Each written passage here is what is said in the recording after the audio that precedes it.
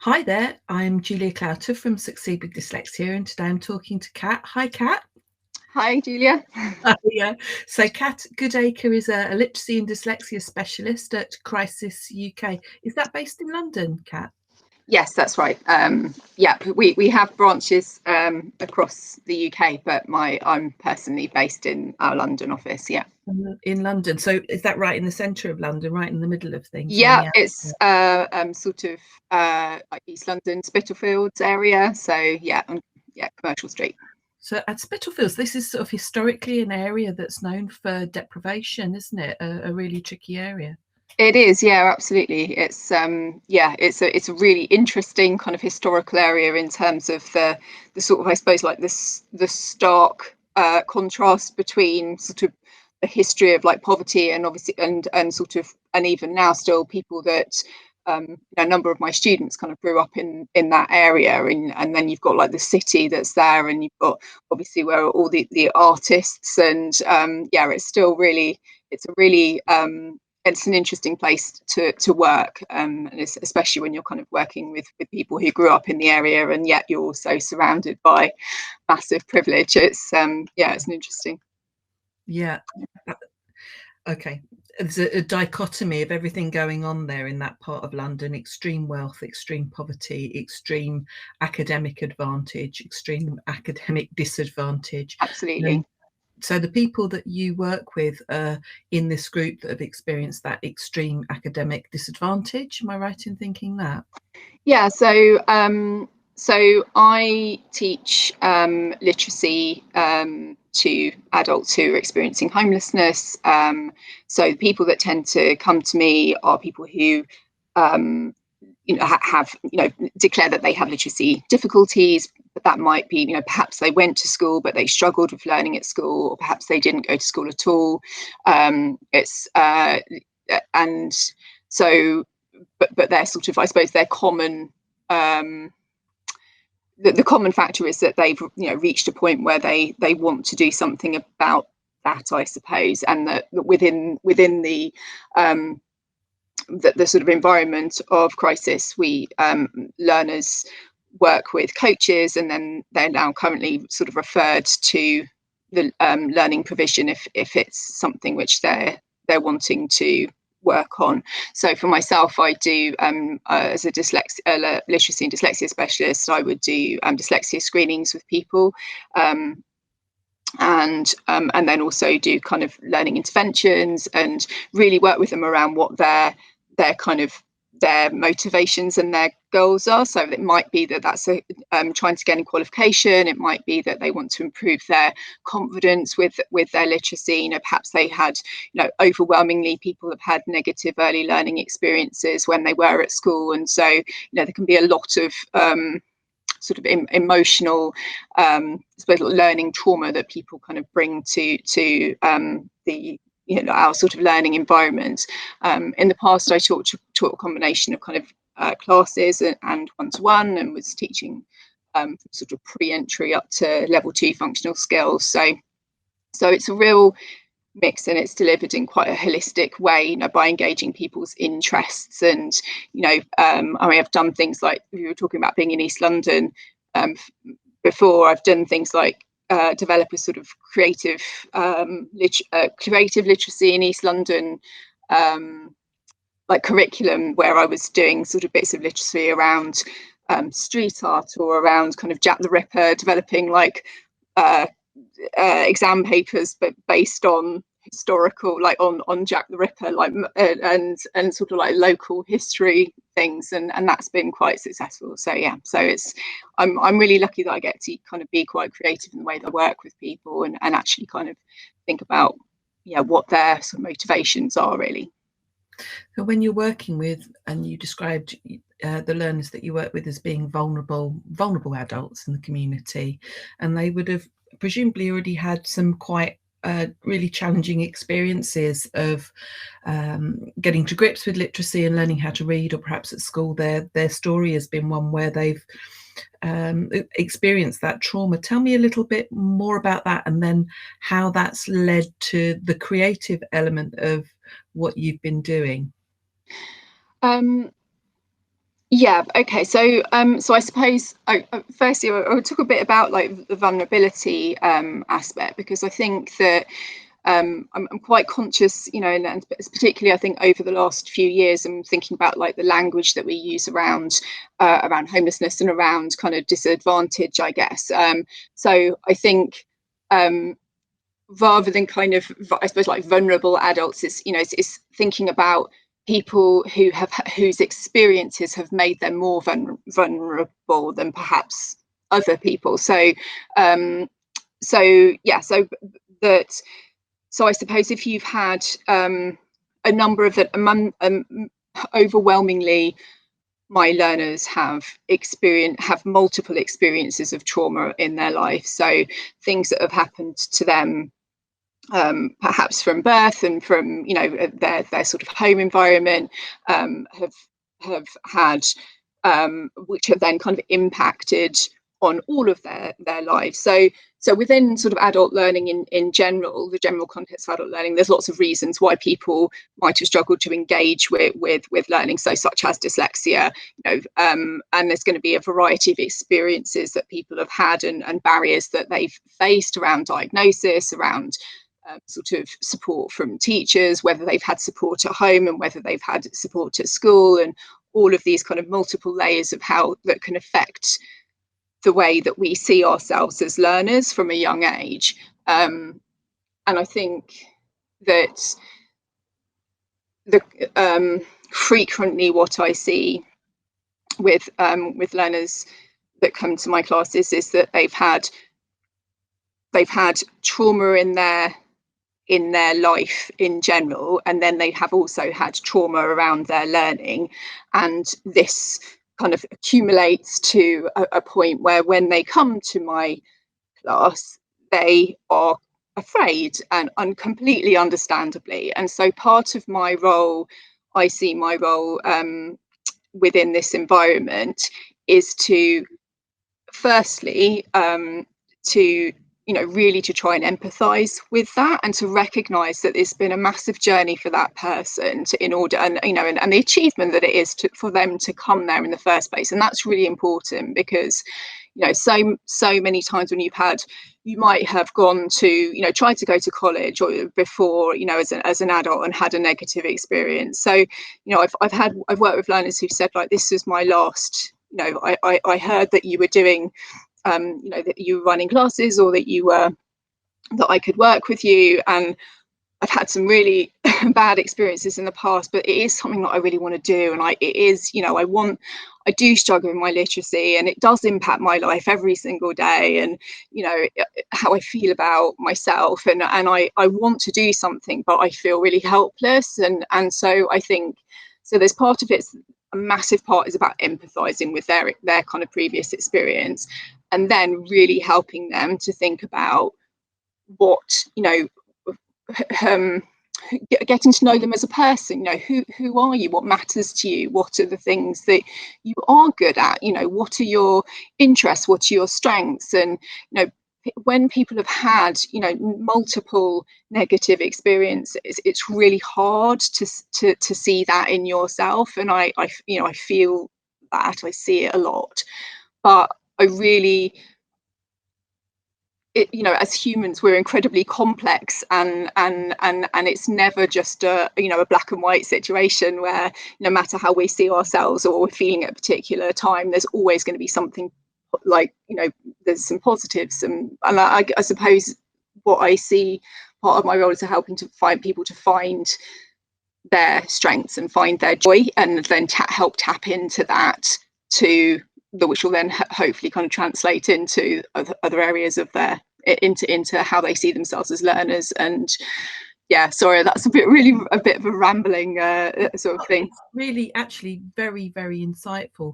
And I was thinking lots of things as you were talking. One of the things I was thinking about was when you mentioned the creativity involved in the work that you do, and you were talking about presenting ideas, journeys that were local, about local history. And I was thinking, what Kat's doing is she's creating a hook.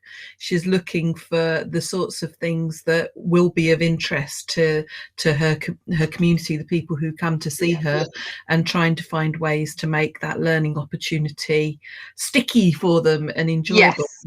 And I think that is the key thing when you're working with vulnerable adults, is that you have to do exactly what you do, which is establish that hook, establish the relationship, the listening relationship, and then look for the journey that is going to interest them and intrigue them and want them to continue. That's the sticky bit, isn't it? Absolutely. To keep them going. I was also thinking about the chap who said that this is the last time I'm going to do this, you know, and that it's heartbreaking that when people have so many negative experiences, they know that it's something that, so achieving a level of literacy that will enable them to be functionally successful in their lives, doing the basic things like fill out an application form or read the information that's come through from the doctor about when your appointment is, or all those basic things are so crucial. If you don't have access to that level of literacy, then you are either dependent on somebody else to do that for you, or you're socially excluded. Absolutely. Yeah. I mean, I think, so one of the biggest things that I've seen is that there's so firstly, how I work now is quite different to how I used to work. And we used to do, we would have enrollments. And so I would kind of get an opportunity to meet, I'd meet people, would come to enrollment, and we'd have a kind of discussion about, what maybe a little bit about what their learning, early learning experiences were, or what they'd, around their sort of motivation, I suppose. And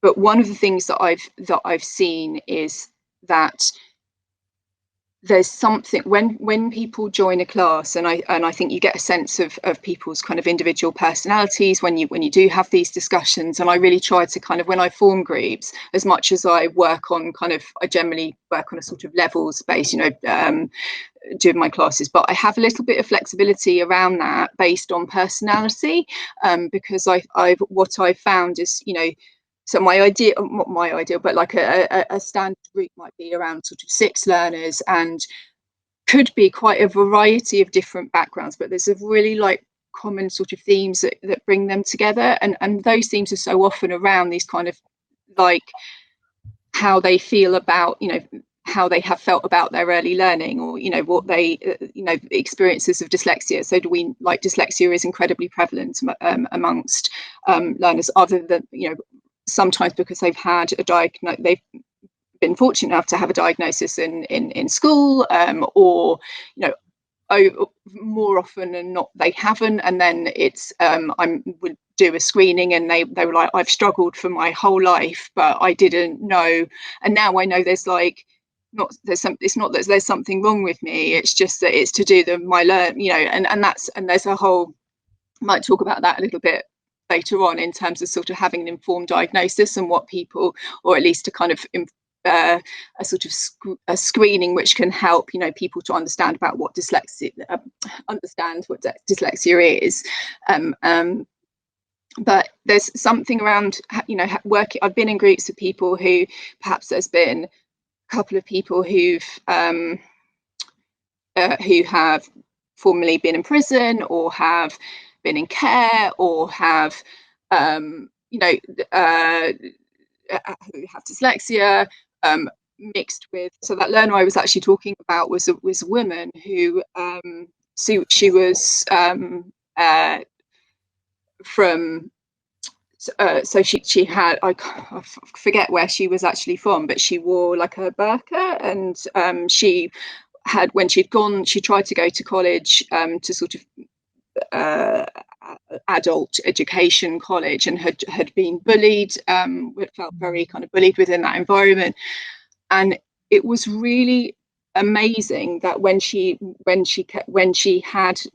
day that she said to me, I was never going to, I just thought I would never be able to go back to a class, but here I just feel so accepted, and so I feel like I can be myself. And for that to be the case when she was in a room with mostly other men. I think in that particular group there were about 4 men and 2 women, and the fact that, you know, the diversity of their experiences and yet the common things that brought them together was really special. And there was this thing about creating a space where people can feel that they can just let some stuff go, and that there's no shame in, you know, where whatever their previous experiences have been, that in this room we're about trying to find, you know, what we're excited about, you know, like what are all the things that, you know, whatever's happened in the past, what is it that's that we're interested in. And part of that, so for me, is about exposing them to some of those things and saying, you know, look, so, you know, we thought about this, about current issues, or about, you know, say about kind of history, or, you know, so having conversations, what are you interested in? What do you want to learn about? And then we kind of come to some collective agreement. And then this can be so empowering, because so many times people haven't had choices over their learning, over what they want to look at. And so there's, yeah, that's really important, finding out what is their motivation, what are their interests, and then really using that to kind of help kind of develop a sort of pathway forward for them. So for some people that might be exams, for some people that might be that they want to improve their independence because they haven't been, you know, they've been struggling with reading and they don't know how to use assistive technology, or, you know anything about assistive technology to kind of help them to that might be able to help them navigate their way around the, you know, they get lost all the time, and there are things that can help them with that. So it's incredibly sort of diverse in terms of what we do. But yeah, sorry, again, a little rambling. This all takes time. A successful methodology, which is what you've just described, to engage an adult learner takes time. Yes. And is a commitment to understanding that person, what that person is bringing with them. It's not a question of sitting somebody at a desk or in front of a keyboard and doing a learning or a teaching activity. And I'm interested in how we support vulnerable adult learners who might go to the job centre and then go on to a literacy course, and the differences between what they would experience from that to what you have been doing, which is a much more holistic methodology that looks at that whole person and their experience. So do you think that the chalk and talk and sit down and do the course is a successful model that's running for our vulnerable adult learners, or not? Well, no, I think okay. So I think there are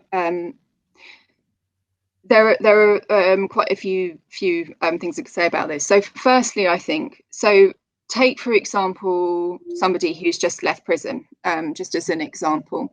Their experiences, whether they've had any sort of learning, you know, there's some amazing work that happens around literacy in prisons, and so, you know, whatever their kind of context is, I suppose, if they're coming out into the big wide world again and they are wanting to engage with some sort of literacy provision, if they've had any experience of that kind of support before, they'll be looking for that again, in a way, I suppose. So there's this thing around like the first point of contact for people when they seek literacy provision. So if you ring a college, and that college, I was talking to a learner the other day who's been working with me, and then he's trying to look for somewhere else to do, he wants to do GCSE English. So, and he was saying, you know, I contacted this there was like this adult learning service, and he said, I had this conversation with this woman, and she was like, oh, so, you know, we might be doing some, you know, I can, you know, put your name down, but I'm not quite sure. And, you know, and he was just like, there was this really, and I explained about the fact that I have dyslexia, and she was like, oh, okay. And there was like a real vagueness around the way that she kind of communicated with him, and he was just like, I just got this like feeling that just wasn't going to be right for me. I didn't. And then he said, he said, so actually I went online and looked at this other college, and this other college that he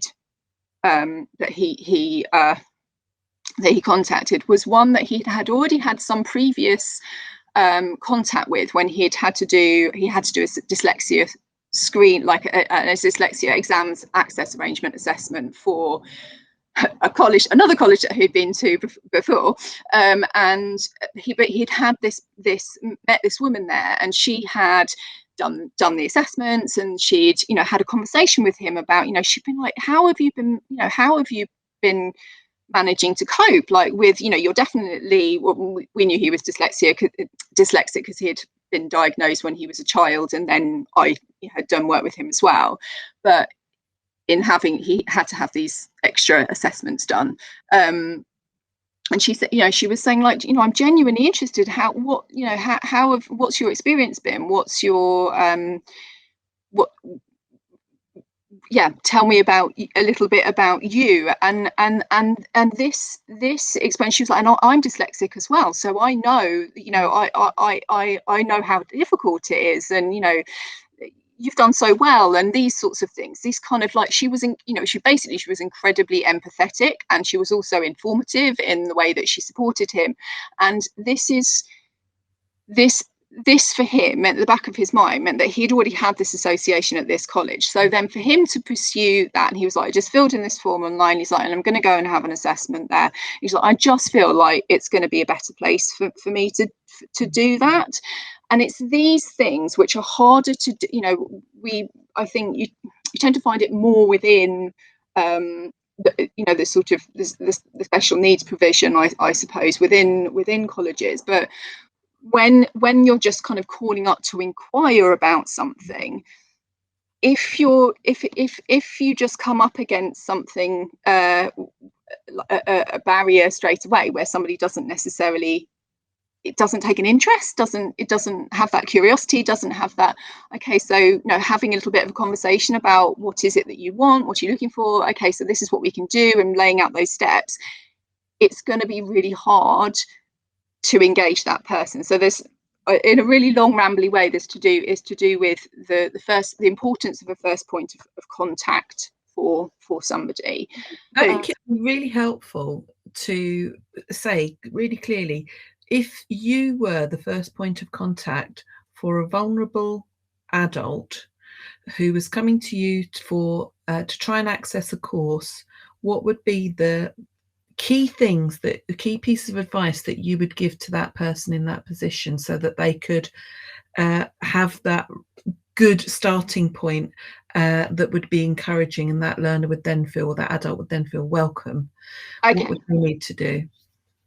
Okay, so firstly, I would want to try and put somebody at ease. Okay, so if somebody comes and says, I want to do some literacy learning, and they often say, I can't read at all. We hear this sort of, I can't read at all, even if actually they can read a bit, but this tends to come, I can't read and I can't write. And then you kind of, sometimes that's true, and sometimes it's a mental thing based on their previous experiences. So it's firstly having a conversation with them about their early learning, and what's motivating them, and reassuring them that there's nothing wrong with them if they've struggled with learning before, and that I see part of my role as helping them to say, identifying what the areas of difficulty that they have are, but also identifying their strengths, because everybody does have strengths, and you may not feel this at the moment, but you will have strengths, and we're going to find those, and we're going to use these together to help you to kind of to move forward in a way that you want to move forward. So I think so it's partly to do with that. I think then, obviously, myself being a dyslexia assessor and screener, I do think that it's really important to have good initial assessment as well. So having getting an idea of what somebody's literacy levels are, so that then that can obviously help you to plan the provision that you're going, to pitch where your teaching is going to be, apart from anything else. Ideally, I think dyslexia screenings can be useful if you think, particularly if they think that, I've struggled with these things, and if you have a conversation and they say, oh, it's the speed, it's like I really, and sometimes I get my letters mixed up. There's certain things that people say that give you an idea that you think, okay, so, and you can obviously have a conversation about whether they've had any of those assessments before, but, it can be, having that facility is quite amazing. It's not something that we have at all the different services. I'm now the only dyslexia assessor that we have in crisis. So I think it's a valuable tool to help people understand a bit more about their learning and their the way that they learn. I think so. I think then, as I said, it's about establishing motivation. So what is it that matters to you? Is it, so they might say, I really need to improve my literacy because I need to get my level 2 because I want to go to college and I want to study engineering, for an example. And so then you've got an idea, okay, so this is this person's motivation. So it's looking at where they are now, and then how what are the steps that we need to take. And or it might just be that somebody says, I just need to, this impacts me every day, and I've been putting it off, but I need to do something. And I want to be able to, I've got grandchildren and I want to be able to read them a story, and I that's really what my motivation is. I want to write a letter. I want to write a letter to my family back home, or whatever it is. It's, and then working with that and sort of building it step by step, and yeah, and I it's to say this, it's this holistic conversation. It's a that's really person-centered and built from what motivates them, because really that's the only way they're going to keep coming back. Because if it's a thing where you're like, so we're running this course and you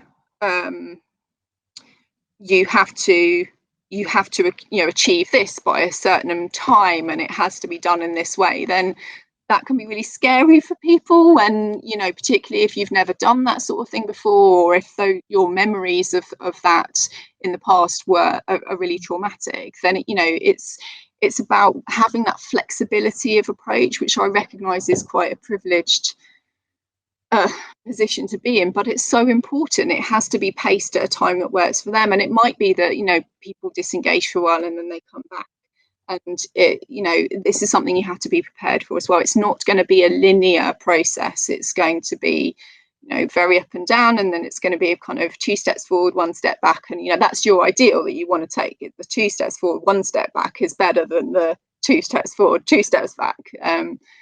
Yeah, so does that answer a little bit of your question?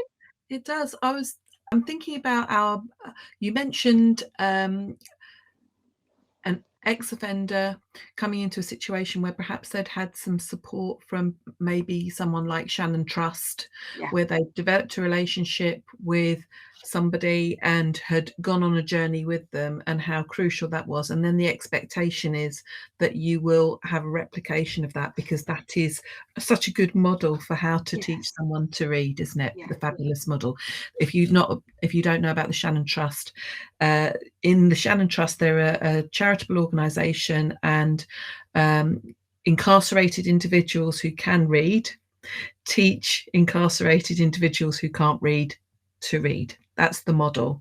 And because they have shared time and shared experiences, there's lots of opportunity to develop a strong relationship and build that confidence model that's so important that you've described, Kat. I was then thinking about what happens when you take this individual who's perhaps an ex-offender, who's then gone through and is looking for support from maybe the job centre, and is told that they have to pass a functional skills literacy. Maybe they had some opportunity with Shannon Trust, maybe they didn't.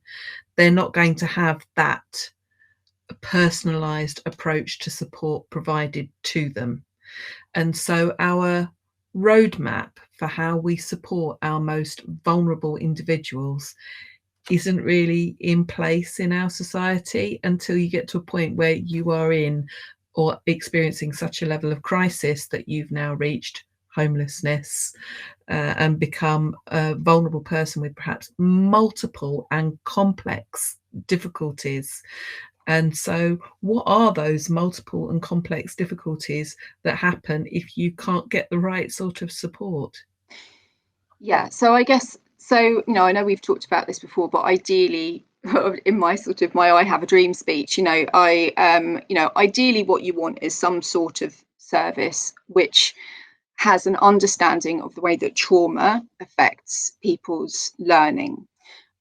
So, we know that people, so when we talk about the term multiple disadvantages, I suppose we're looking at things like, people who've experienced different mental health conditions that have impacted their learning. People who've experienced being in prison, people who've experienced homelessness. So this, I suppose, like this is the sort of umbrella of multiple disadvantages. The common, I suppose, like themes around that are these kind of what we call compound trauma, this multiple experiences of trauma that people have experienced, which impacts the way that they see the world around them. So ideally, from a learning perspective for adults, you would want to have a service who understands this, who from the outset understands that like how difficult it is to walk through the doors of any sort of learning environment, and creates a safe space for those people to be in. So at the moment, I guess like the problem that we have is that that provision is often linked to outcomes, in terms of those outcomes being around gaining a qualification. So it might be that even within kind of community learning environments, that you can only access this course, which is in level 2 in literacy, if you are also actively looking for a job, for example. So it's these conditions that are tied to learning, and are becoming even more the case now. They've stopped running certain entry-level qualifications because they're not deemed to be valuable enough for people, and without really recognizing, like, for people's like well-being, how important those and the progressive steps that people need to take.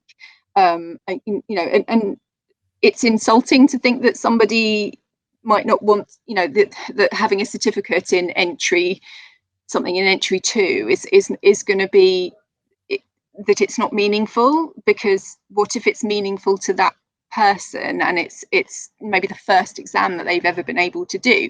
So to just have this thing of being like, so unless it's level 1 is an absolute minimum, and then level 2 is what we're really aiming for, is just, it's so unbelievably lacking in understanding about how people learn, and the cumulative way in which we build our confidence around our learning. So I think that there's something around the fact of, when, as you said, when you come out of an environment, so maybe perhaps you've done some things around like the way that the Shannon Trust work, ideally you want to move on to something which has a similar sort of ethos, that has this kind of understanding of the way that people learn, and thinking about people in a more holistic way.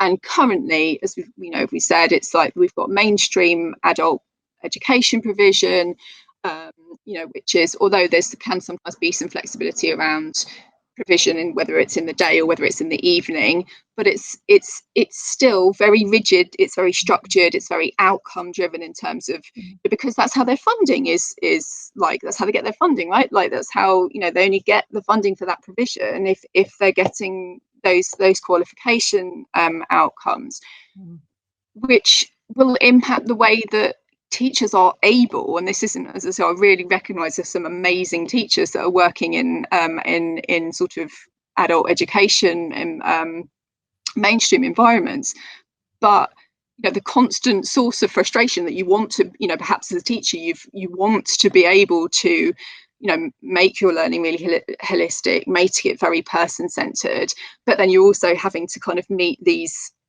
tick box targets is really hard. And as a learner, it just creates more fear, because they're like, well, it's like being back at school, and this is what's, I suppose there's something in creating an environment which doesn't feel like a person is back at school, because being back at school can just bring back, can basically make people flooded. Absolutely. So when we talk about, so within homelessness services, we work within something called psychologically informed environments, which are it's basically kind of acknowledging the fact, it's prioritizing a person's emotional and mental well-being, putting that at the forefront of any provision. And I think, and which is very much aligned to trauma-informed support and ways of working.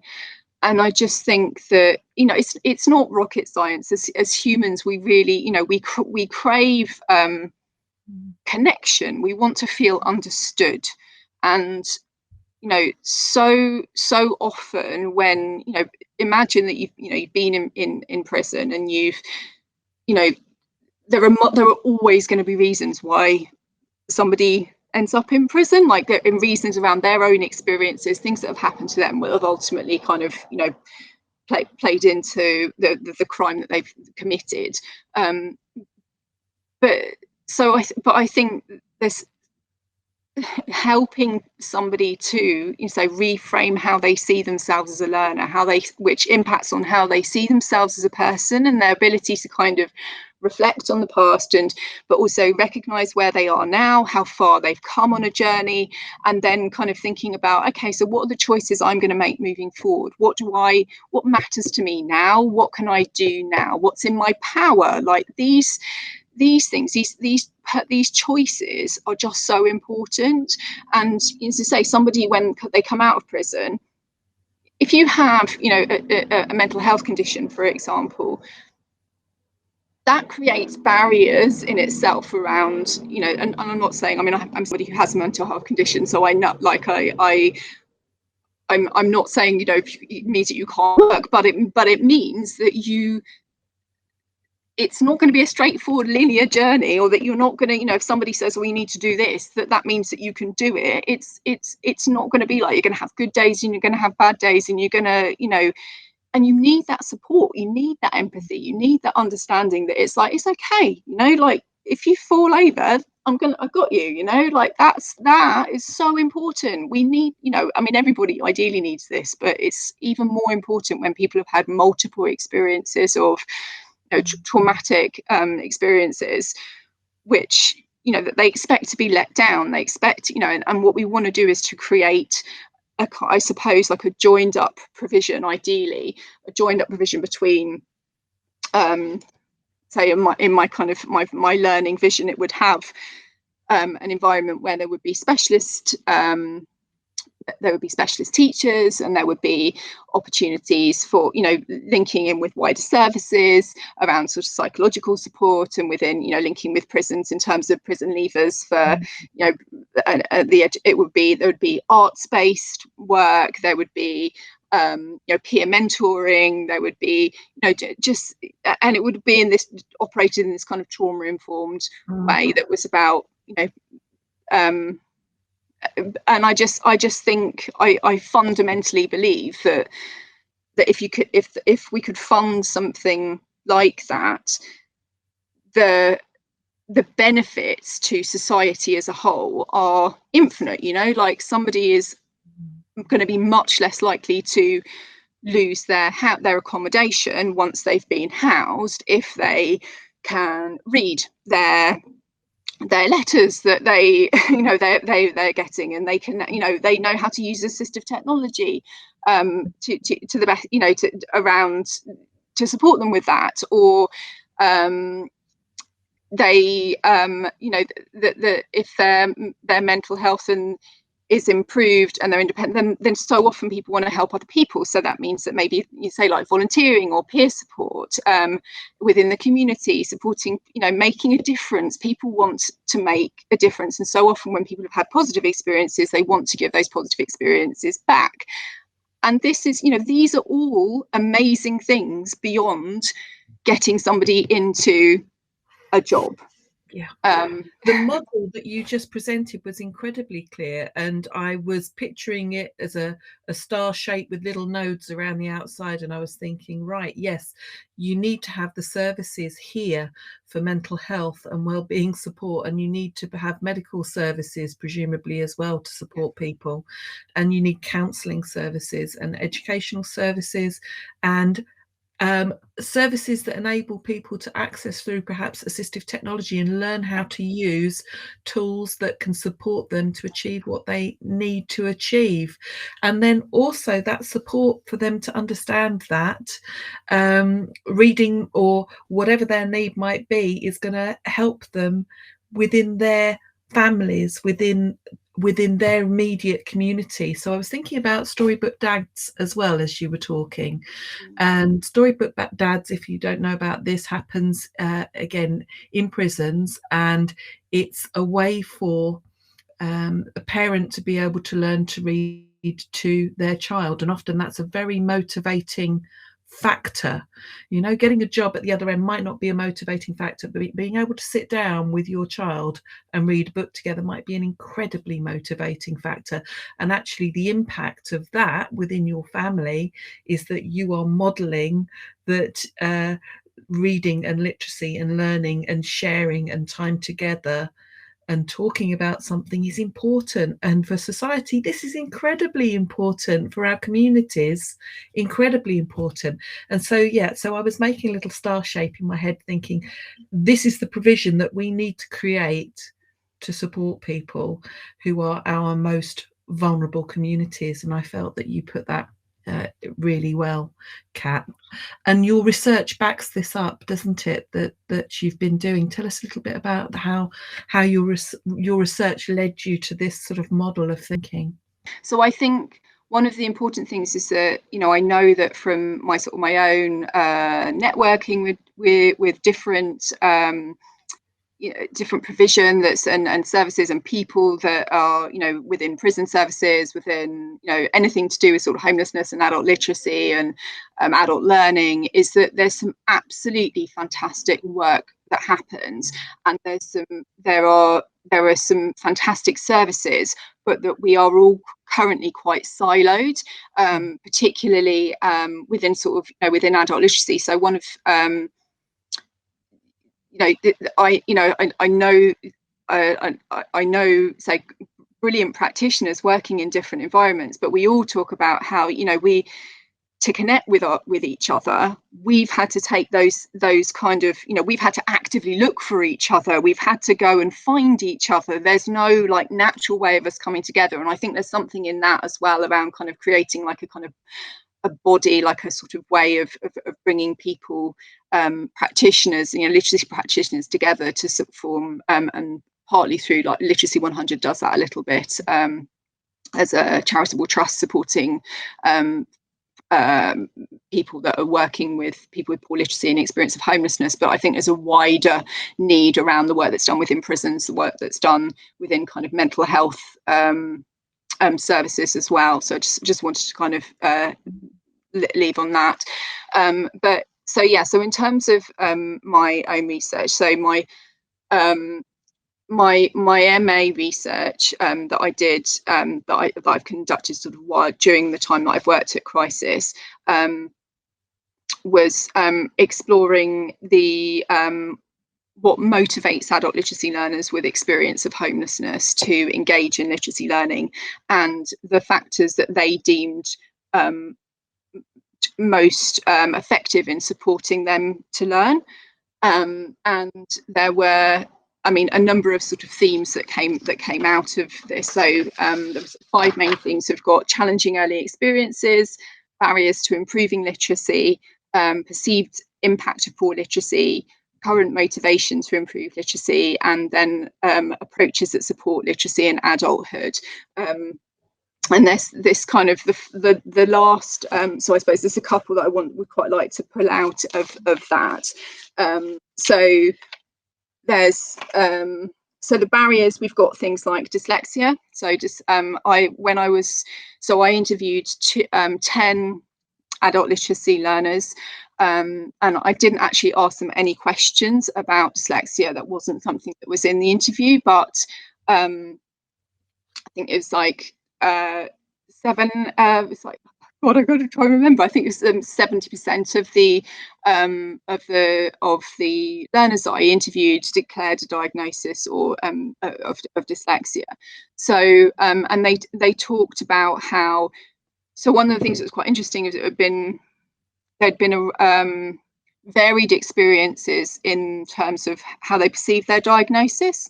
So some had received it when they were at school, and I spoke to one person who had really positive experiences of diagnosis when they were at primary school, and teachers had kind of picked it up, and then they'd taken his dad in as well, and had explained that this is a learning difference, there's nothing wrong with you, and this was then supported by his dad, and his dad was like, you're special, like there's this is not, you're there'll be different way, you will have different skills, and kind of helped him to kind of think about his strengths, which was so important for him.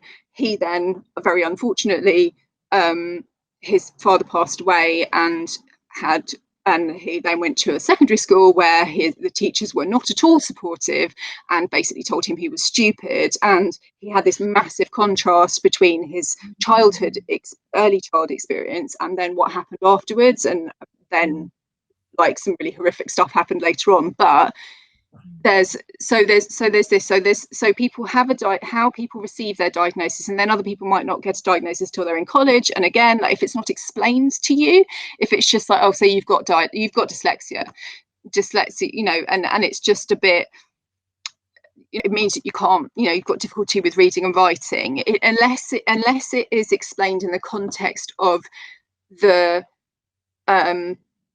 what that means for your learning in terms of things you might find difficult, but it also in terms of the things that you might have strengths. And this is not to say, there's a stereotype idea that people are really creative if they you can be good at art. That's not necessarily the case, but we do know that people can be very good, have real strengths. Lots of architects who are dyslexic, lots of people are quite creative, people that think, very strong verbal communicators.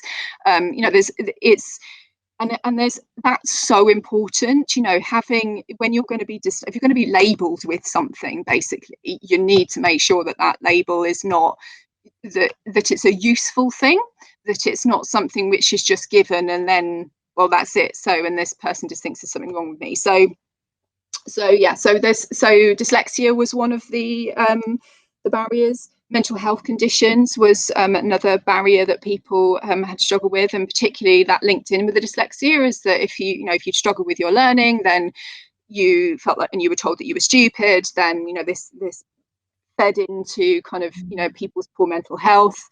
So lack of understanding from teachers. So if they had, depending on where, overwhelmingly, my learners have grown up in quite poor areas, and so perhaps went to schools where at the time at which depending on their age, went to school and not an awful lot was known about dyslexia. And so, as you said, it was just like, you're not keeping up with the rest of the class, you're not trying hard enough, your handwriting's not, you need to work on this. It's all about these kind of the deficit thing, absolutely. And this is what was reinforced for them. So this kind of lack of understanding, bullying from teachers was something that people talked about. Violence from teachers was something that people talked about. And then the final one was to do with their practical circumstances. So whether that was their home environment, that perhaps their family didn't have the didn't know how to support them because they had their own difficulties. This is whether or not they could afford. So barriers to improving literacy could be that they needed to work, and they couldn't, as an adult, they maybe wanted to learn, but that that the practical responsibility of having to earn money in whatever way that meant had to take priority because they had children, etc. I spoke to one guy who learned to read at the age of 46 in prison, and he said, when I got into prison, I could either take the education route or like the work route, like where you kind of learn. And he said it was a no-brainer for me. Like, I just took education because I never went to school, because I was never given the opportunity. My grandma didn't send me to school. I grew up in Jamaica. She just kept me at home. She didn't know to send me to school. And, you know, I can't read. And he had fantastic experience of getting a dyslexia diagnosis and then having interventions and learnt to read. So that's around like the barriers.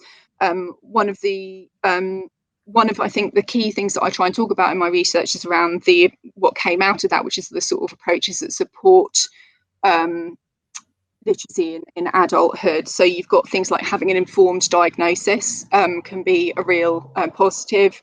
Holistic and supportive teaching. So the importance of positive relationships with teachers was massive. So people saying, you know, when I came here, you were so, you know, it wasn't just myself. Like I wasn't just myself that they were talking about. I interviewed learners. Some of them were mine, some of them weren't.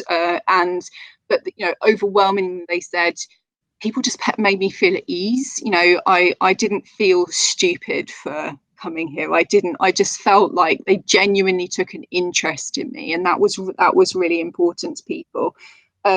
Inclusive and multisensory teaching. So we know that from a dyslexic perspective, you know, the use of multisensory is, you know, really strong evidence that this is, you know, great, and it's done within schools. But you know, offering teaching in a multisensory way, rather than, it used to be that kind of identify somebody as a visual learner, or people might come to you and say, oh, I'm a visual learner, I'm a kinesthetic learner. But actually, we know that, you know, if you can deliver learning in these multi-sensory ways, that's going to be the best way, because actually it's, you know, we don't always have an entire understanding of the way that we do learn. And so, you know, but what you do need is that often an emotional hook, like something that stands out. So, and that can be reinforced. So you can have the relationship with the teacher, the positive. So if somebody makes you laugh in class, if there's something that stands out within that class, that's what will help you to remember. So, which is where the multisensory can come in as well, because if you feel something, if you hear something, if you then there's an emotional reaction as well.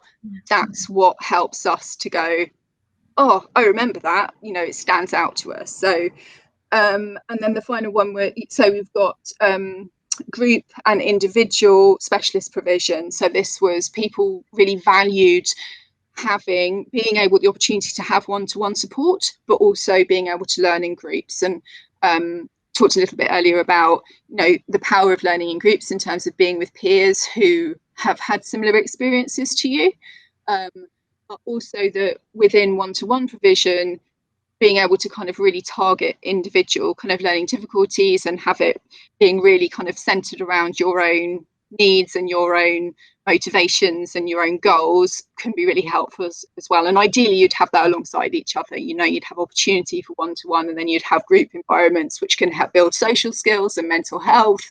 Can be, you know, that's what came out of it. And I think so I'm now doing my doctoral research on the use of psychologically informed environments for adult literacy learners with experience of homelessness or compound trauma. So compound trauma is these, as I said, multiple experiences of trauma.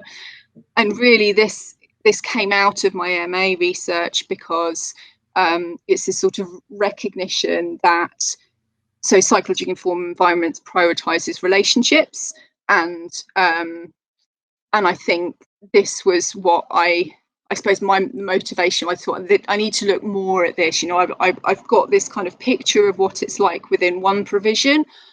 What does it, what does it look like at services across the UK?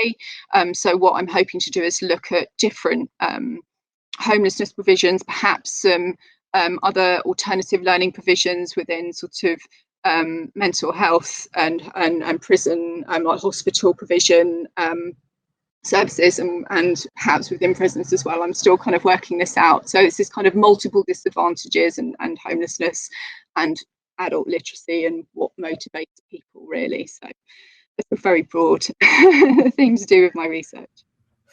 And I think it will be so valuable for us going forward. It feels like you're creating a blueprint, a roadmap for how to do this successfully and how to put the humanity right at the centre of what we're doing, which I think is, without that, everything is going to fail. It's got to be based on having an interest in that human person, in their experiences, in developing that relationship. And that's such a strong message that's come through from our conversation, Kat.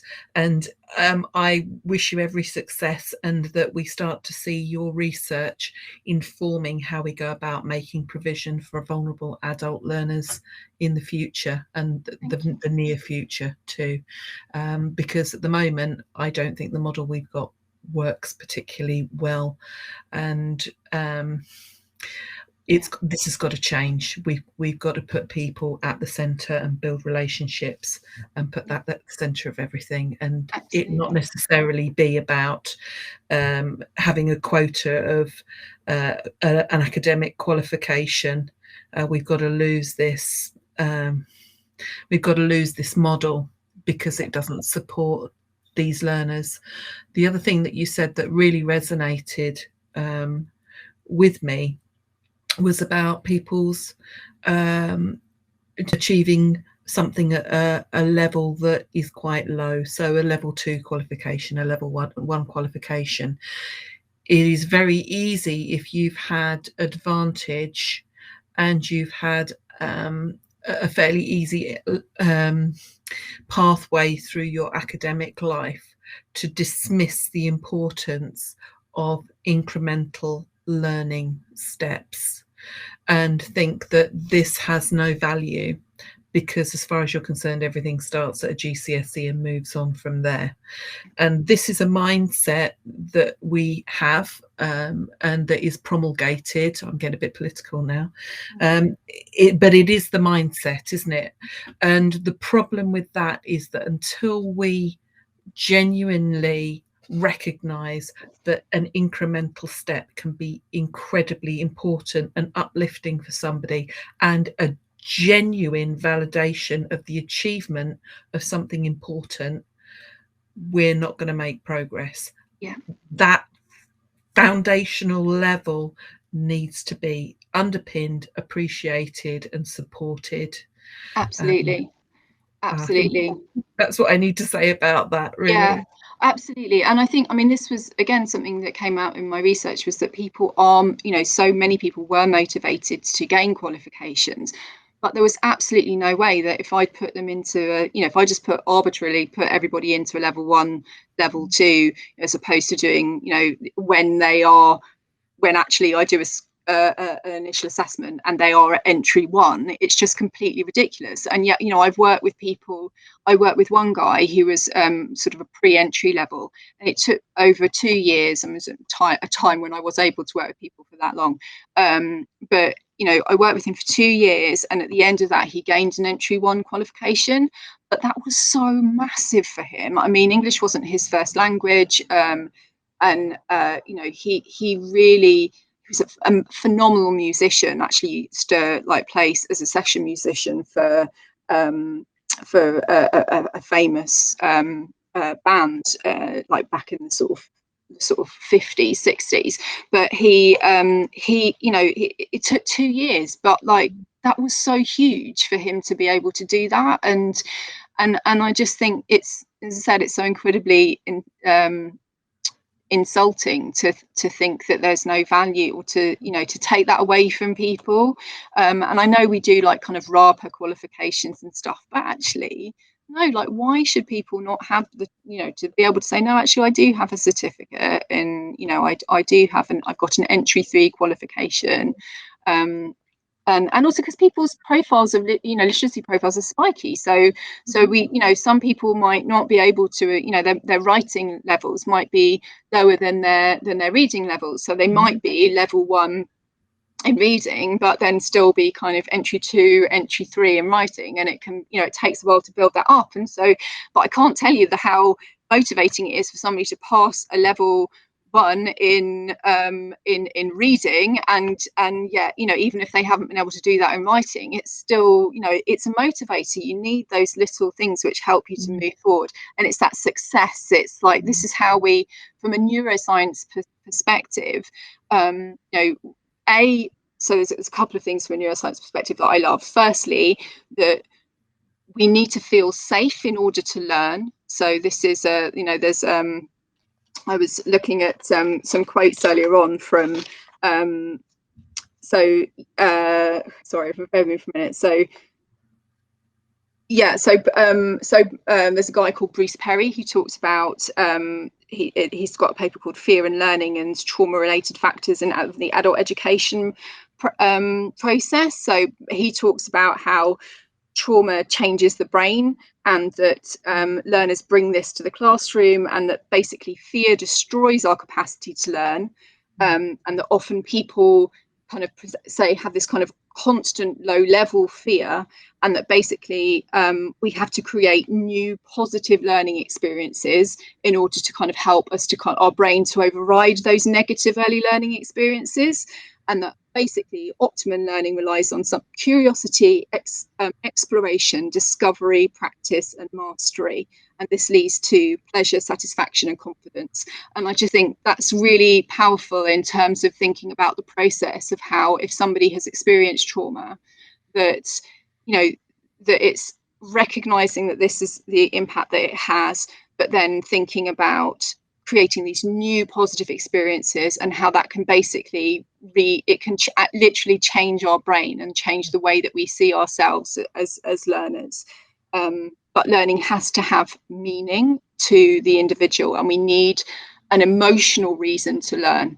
So, you know, we need that emotional hook that's going to keep us to coming back, keep us pursuing. And that's where, you know, the success things can come into that as well. You know, these little motivating things, having a positive experience. So yeah. Kat, thank you so much for taking the time to talk about your research and for sharing your thoughts with us today with this talk. Really appreciate it. You're welcome. It's really, really fascinating, and I think a lot that we can learn from and do better. Thank you. Thank you. Thank you for having me.